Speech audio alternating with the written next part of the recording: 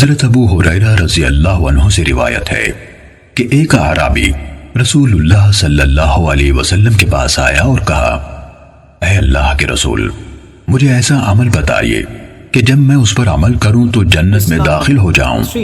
آپ صلی اللہ علیہ وسلم نے فرمایا، تم اللہ کی بندگی کرو، اس کے ساتھ کسی کو شریک نہ ٹھہراؤ، نماز قائم کرو جو تم پر لکھ دی گئی ہے، فرض زکوٰۃ ادا کرو اور رمضان کے روزے رکھو۔